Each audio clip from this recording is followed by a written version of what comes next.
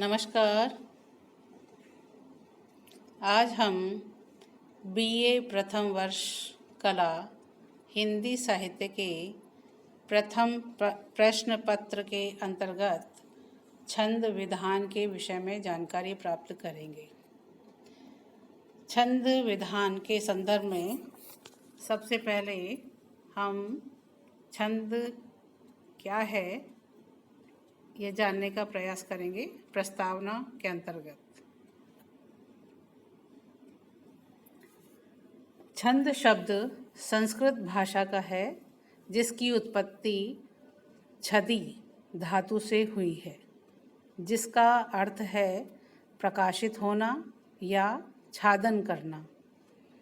इस तरह छंद शब्द का आशय आच्छादन करने और प्रकाशित करने से है।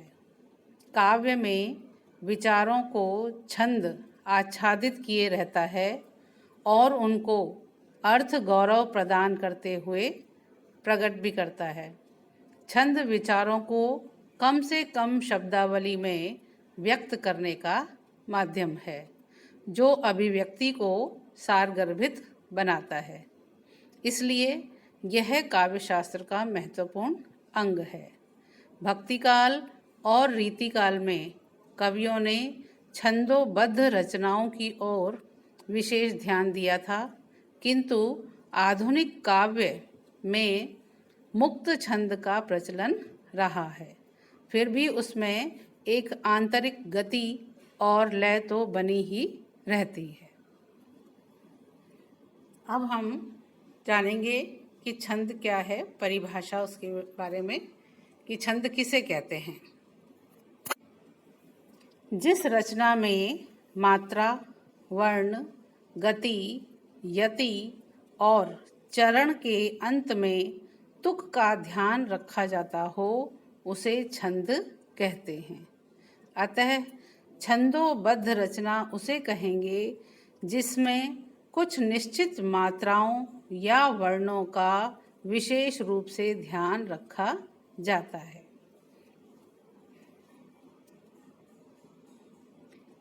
तीसरा जो मुख्य बात है वो है छंद के अवयव या उसके अंग। छंद में जैसा हमने परिभाषा में देखा है कि उसमें क्या क्या होगा तब वो छंद कहलाएगा, तो वही आवश्यक अंग या अवयव कौन कौन से हैं। उसमें प्रथम है वर्ण। वर्ण जो है भाषा की लघुत्तम इकाई है, सबसे छोटी इकाई है। हिंदी वर्णमाला में दो प्रकार के अक्षर होते हैं। एक तो होता है स्वर, दूसरा होता है व्यंजन, जिनके उच्चारण की पूर्णता में स्वयं क्षमता होती है। उन्हें तो क्या कहा जाता है, स्वर कहा जाता है। और जिन वर्णों के उच्चारण की सहायता में स्वरों का योग रहता है उन्हें व्यंजन कहते हैं। अर्थात व्यंजनों में स्वरों का मेल अनिवार्य है, तभी उनका पूर्ण उच्चारण संभव हो सकता है। जैसे ए, आ, ई, इ आदि स्वर हैं, जबकि क, का, की, कु, कू आदि व्यंजन हैं। तो इस प्रकार से वर्ण का इसमें छंद में बड़ा महत्व है। अब दूसरा बिंदु जो है वो है मात्रा। मात्रा भी इसमें दो प्रकार की हैं, ह्रस्व और दीर्घ। ह्रस्व का मतलब है लघु और दीर्घ यानी दीर्घ गुरु। तो हम मात्रा के विषय में जानेंगे। किसी वर्ण के उच्चारण में जो समय लगता है उस समयावधि को मात्रा कहते हैं। जो बोलते समय जो जितना समय लग रहा है, कम समय लगता है तो लघु और ज़्यादा समय लगता है तो दीर्घ होता है। तो इसलिए जो उसकी समय अवधि है उस समय अवधि के आधार पर ही मात्रा निर्धारित होती है।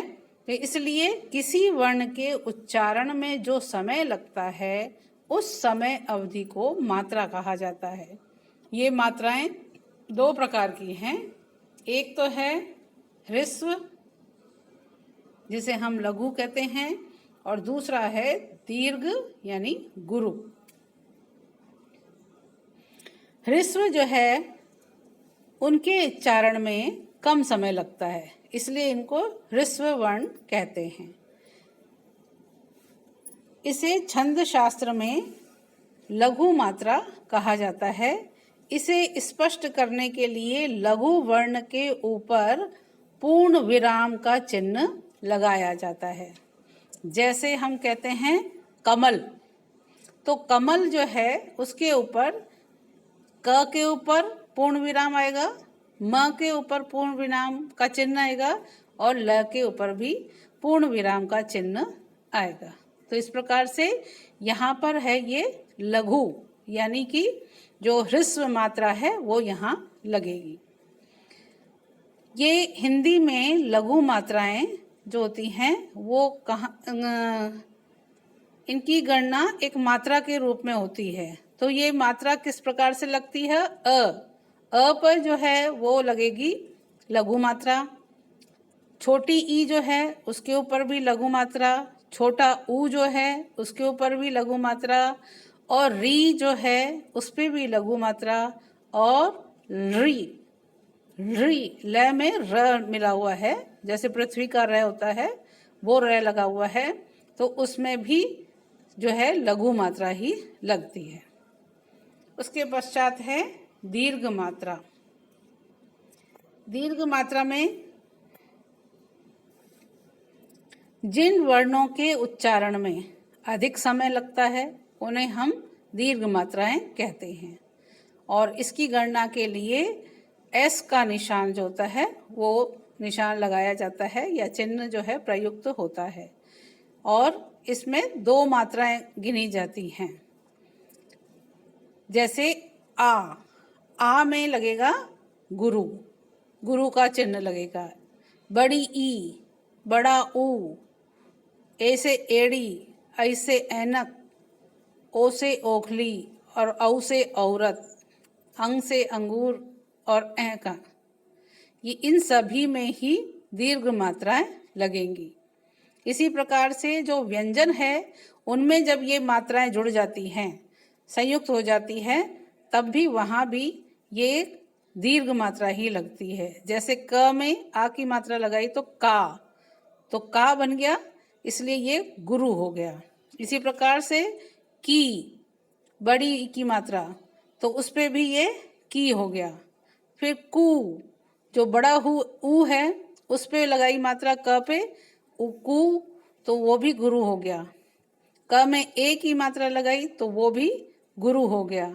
कई, ऐ की मात्रा लगाई तो यहाँ भी गुरु हो गया। इस प्रकार से को, कऊ, कंग, कह, इनमें भी गुरु मात्रा ही या दीर्घ मात्रा ही लगती है।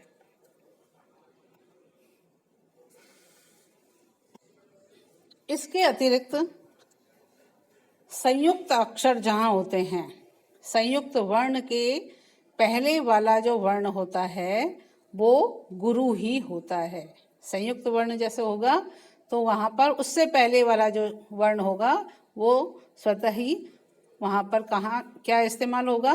गुरु की जो मात्रा है वो इस्तेमाल होगी। इसी प्रकार से जो दीर्घ हैं वो हम बता ही चुके हैं कि का, की, के, कऊ जो है उनमें जो है गुरु की मात्रा लगेगी। अनुस्वार, जहाँ पे कंस जैसे शब्द है, वंश, संयम, इस तरह क के ऊपर जो बिंदी लग रही है या वंश में व के ऊपर लग रही है, संयम में स के ऊपर जो बिंदी लग रही है जिसे हम अनुस्वार कहते हैं, ये ऐसी स्थिति में भी दीर्घ मात्रा ही काम में ली जाती है या गुरु ही इस्तेमाल होता है। इसी प्रकार से विसर्ग युक्त जैसे होती है, जहाँ पे विसर्ग लगा रहता है, जैसे हरि, भानु, निसृत, तो ऐसे जो शब्द होते हैं उनकी जगह पर भी इसी प्रकार से व्यंजन, संयुक्त व्यंजन से पूर्व जैसे संयुक्त व्यंजन है सत्य, तो सत्य में त्य और त और य से पहले है स। इसी प्रकार मंद, तो मंद में न और द से पहले है म।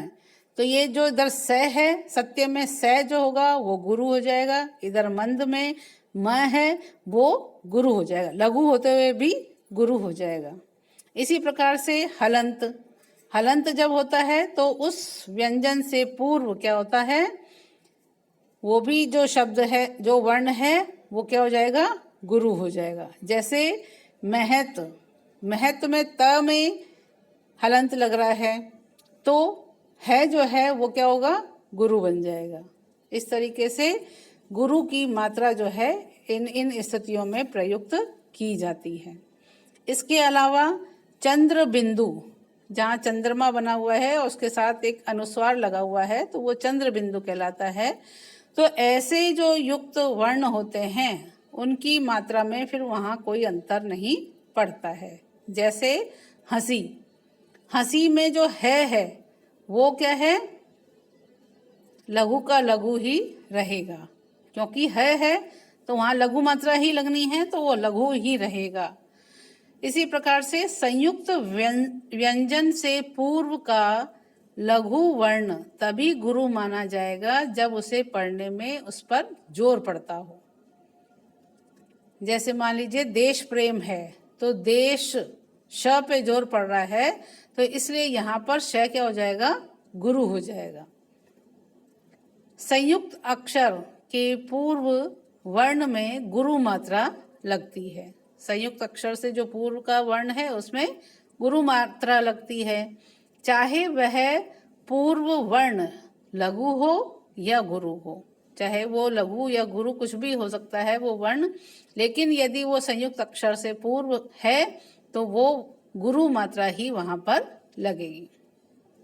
तो इस प्रकार से दीर्घ और लघु मात्रा का इस्तेमाल किया जाता है। उसके पश्चात है यति। यति का अर्थ है ठहरना। किसी छंद का वाचन करते समय प्रत्येक चरण के अंत में जो अल्प विराम आता है उसे यति कहते हैं। उच्चारण में बोलने वाले को थोड़ा सा विश्राम मिलता है और उससे क्या होता है, नाद सौंदर्य और निखर जाता है। उसको पढ़ने में जो ध्वनि निकलती है उसको पढ़ने में और भी आनंद आने लगता है।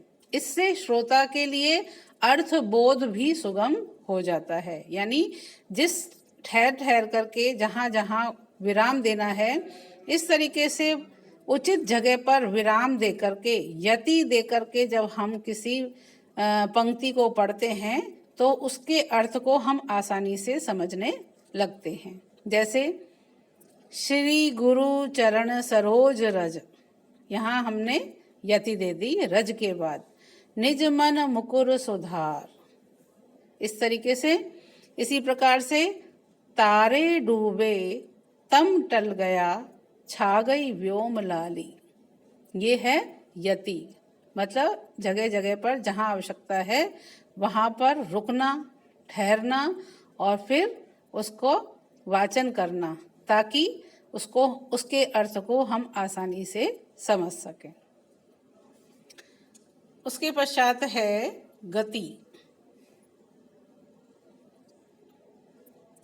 छंद को प्रभावपूर्ण ढंग से पढ़ने में जो लय उत्पन्न होती है उसे गति कहते हैं। इसके द्वारा छंद में संगीतात्मकता आती है, ध्वन्यात्मकता आ जाती है। प्रत्येक छंद की अपनी लय गति होती है।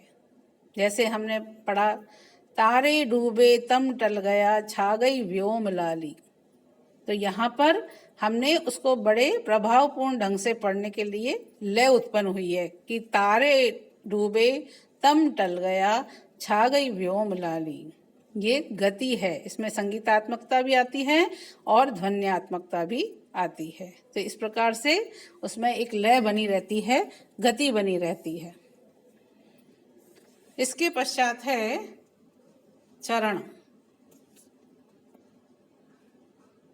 चरण, इसे हम छंद की पंक्ति जो होती है उसको हम चरण कहते हैं, इसे हम पद भी कहते हैं। प्रत्येक छंद के प्रत्येक चरण में मात्राओं की गिनती निर्धारित रहती है। जो प्रत्येक छंद होता है उसका जो प्रत्येक चरण है यानी जो प्रत्येक पंक्ति है उस सब में मात्राओं की गिनती जो है वो निर्धारित रहती है और उसी के आधार पर ही छंद का प्रयोग उसमें होता है। और अंतिम जो है वो है गण। 3 वर्णों का समूह जो होता है वो गण कहलाता है। 3 वर्ण होते हैं और उस समूह को क्या कहा जाता है? गण कहा जाता है। इन गणों की संख्या क्या है? 8 है।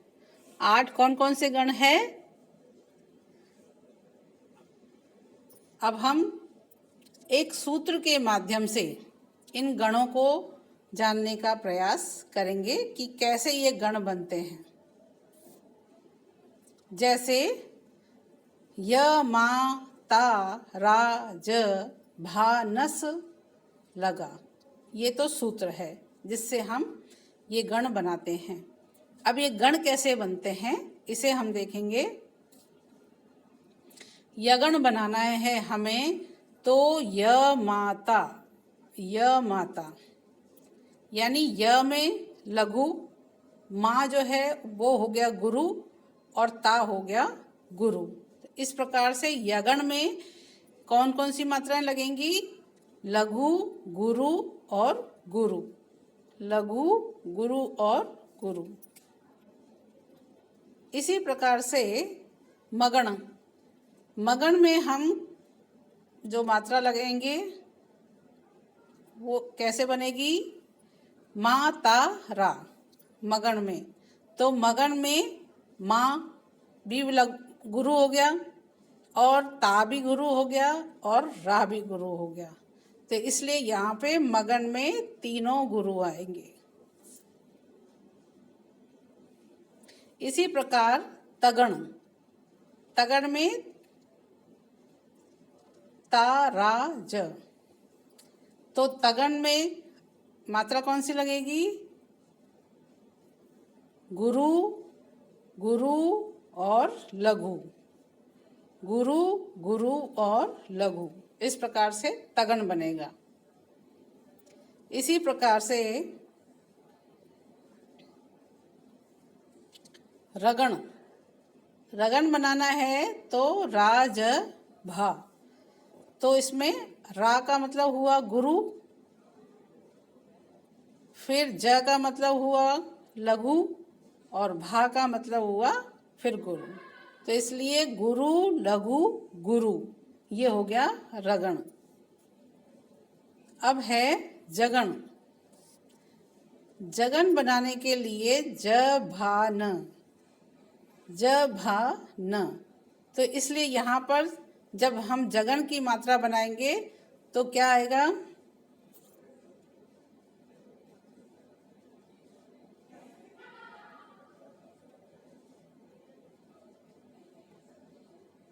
जगन की मात्रा बनाने के लिए